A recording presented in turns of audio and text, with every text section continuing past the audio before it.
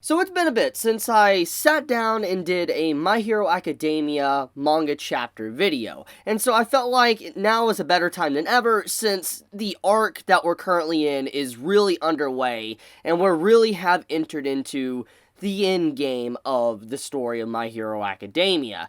So let's dive into a whole bunch of stuff that's been going on. So just FYI, if you have not read the latest chapter of My Hero Academia, chapter 346 that came out this past weekend, then I do recommend you to stop this video here, because I will be heavily diving into a lot of spoilers. Now, if you don't care about spoilers, continue on.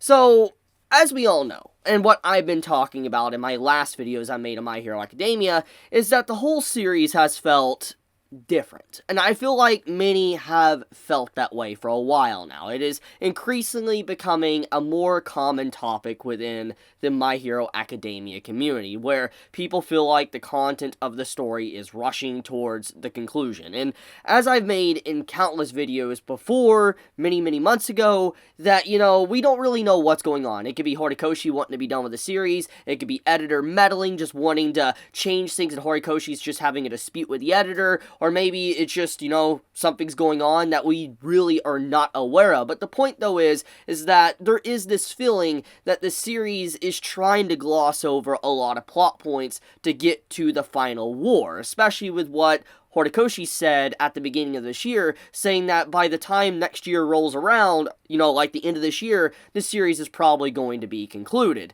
So that's just one big thing to really factor into all of this that's been going on. So that kind of gets us up to speed with what I'm going to be talking about. In terms of the actual content, we are in the final war. That's clear as day with what is going on with these latest chapters, that all of our cast of characters are pitted up against All for One and Shigaraki, and every cast of character, pretty much all from UA that we've really gotten to know, is participating in this fight. It's a pretty massively scaled fight, I will say. In terms of the way it is actually being utilized and written, I will give Horikoshi a lot of props. I love how a lot of our support characters, our main cast of characters from UA, Class A, all of them, Class B, are actually coming in, working together, and trying to take down All for One and Shigaraki and the other villains alongside, like Dabi and Toga. I really do appreciate what these latest chapters have done. So I know I kind of started off with some doom and gloom with this video, but in reality, there is a lot of good going on in these latest chapters that really need to be talked about.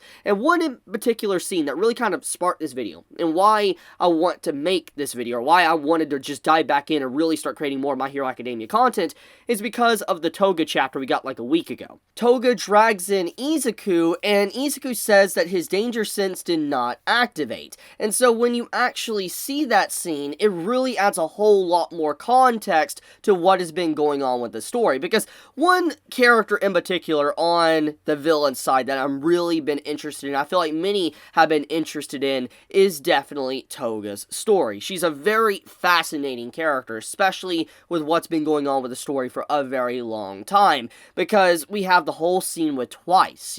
Twice's death really sparked a huge change in Toga, and it was a really pinnacle moment for the story. It was a really important death on the villain's side, a character that many of us really cared about despite them actually being a villain.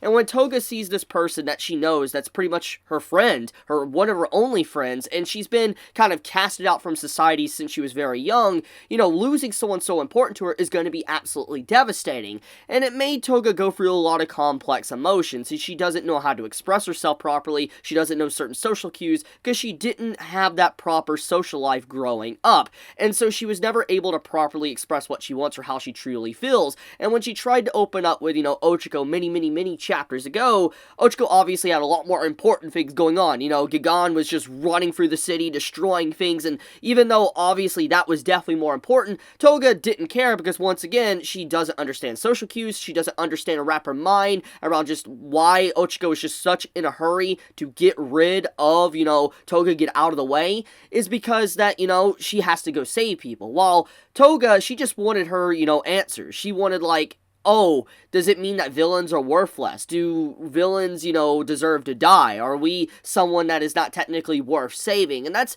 a major question that Toga was asking herself and trying to ask Ochako. Obviously, she didn't get that answer. She got very sad, she left. We know that. We know that Ochako kind of failed, Toga in that moment. Now, obviously, this rematch with Ochako and Toga is probably going to correct some of that. We're going to get to see a little bit more of that conversation with Ochako trying to extend a hand, but at the same time, it might be too late. However, for her to drag in Izuku, this confirms one big thing, is that she wants to hear Izuku's answer, wants to hear what Izuku wants to do. For instance, how does he feel about villains? How does he feel about villains deserving to die or deserving to live?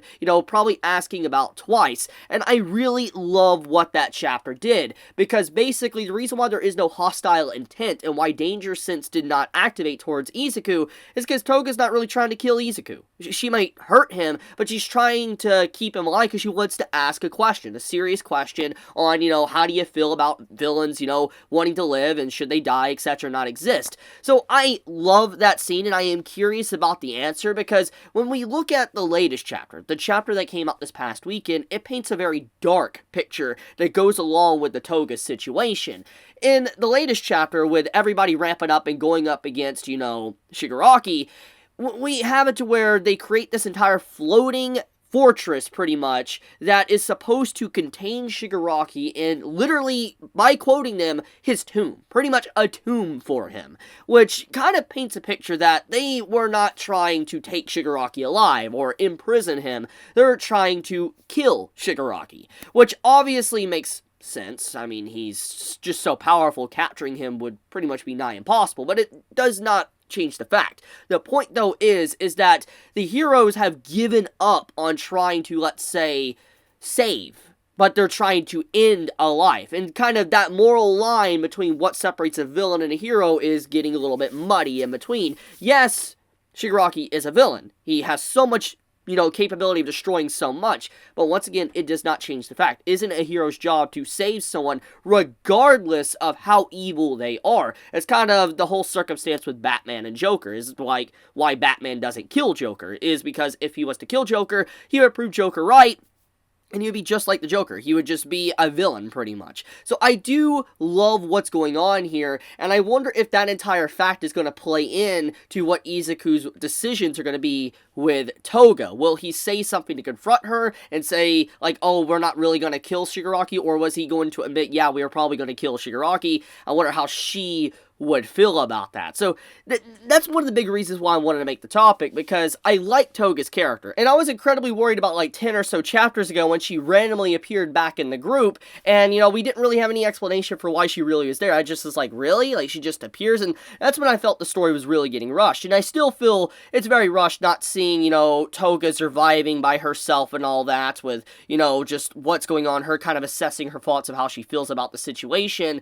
We didn't really get none of that. We didn't really get much about, Shigaraki kind of finding out about Twice, if Twice is really dead. We haven't really got fully into that, like, conversation with Toga and Shigaraki. So, there's a lot of things that are missing there I still want, but I am happy to see that Toga's entire storyline isn't just being completely thrown to the side, and it is getting some development that it deserves. Now, speaking of storylines and characters getting time to shine, I want to talk about Momo. I want to talk about, just all of our characters, like, Kiminari and all them. I want to say that I really love how all of our characters, a part of UA, are really having a role. Even if they're not fully into, let's say, a combat role, I am very happy to see our cast of characters are using teamwork to be able to bring down the villains, because that's one of the big elements that the story's been trying to build up for a very long time, is that the way to beat these villains is just sheer numbers and being able to use your powers together in unison to bring someone down, and just seeing every character really working together is just amazing, and nothing better can be said than Monoma as an example. Monoma,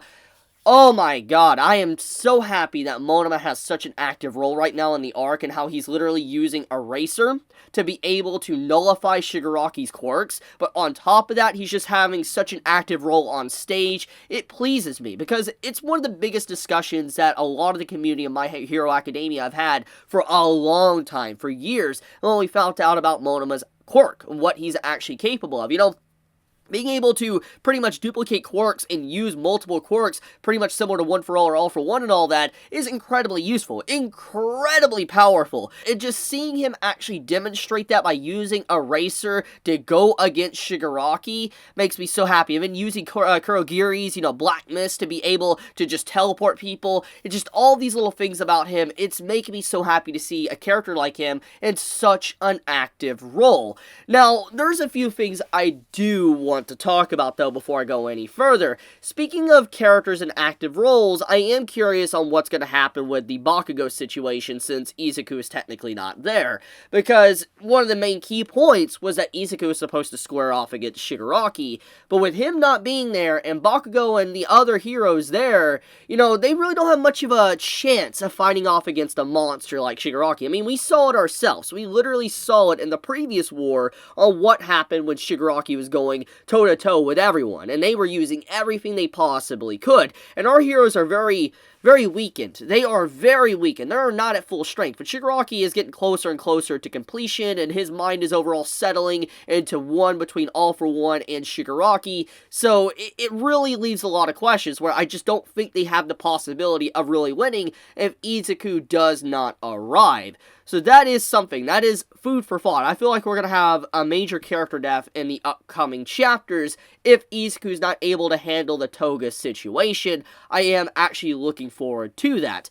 Now, speaking of other characters like Dabi, I am fascinated that Dabi is going up against Todoroki, Shoto Todoroki, because I always figured that Endeavor would, but now seeing just, Shoto Todoroki going up against Dabi, I appreciate that because it shows a few things. For one, it shows Endeavor, obviously, his development and, not shouldering everything by himself, allowing his family to shoulder the burden with him to be able to, bring back his family once again, together again.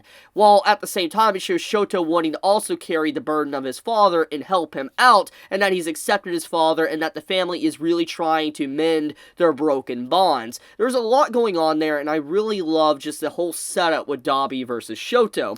So there is just a lot of good content going on. I mean, we have the stuff with Mei making the floating fortress. I mean, we have the power situation with how it's being powered with massive amounts of electricity. There's so much good that's happened, and I feel like anyone that is hating on the chapter saying they're bad, I would disagree. I would disagree to say that these chapters are bad. The only complaint, like I said, I've had for a while now, and I think many that it could be a warranted complaint, is that things feel rushed. Because I feel like we shouldn't be at this arc already. I feel like this arc should have happened a while from now. But obviously, that's not going to happen at this point. So we need to accept reality for what it is. And at the same time, though, regardless if rushed or not, the content of these chapters have been really spot on. They flow well, they make sense, the art's good, and at the same time, we're getting a lot of development for our characters. So, in terms of everything, I am happy with that. So, My Hero Academia, how has it been? What's its current state? I think it's good. I do think it's really good. There is a lot of possibilities for this arc. There is a lot of possibilities for it to really be excellent in one of the best arcs. I mean, there's even a possibility if Horikoshi really feels like it, that he could extend the story past this. For instance, All for One maybe dies, All Might dies, and Izuku does something that really royally messes up with Toga's mind or something, and just things go off the rails, something like that. It's entirely possible that this might be a prelude to the actual final fight when Shigaraki is fully complete, fully at maximum power to go up against, Izuku. That is something to think about, but overall, good chapters, good arc, can't wait for more. I will cover them this upcoming weekend. Well, with that, guys, I love you. Be safe, stay healthy. If you enjoy my content, please subscribe. If you got this video, please leave a like. With that, guys, be safe, stay healthy. Chibi out.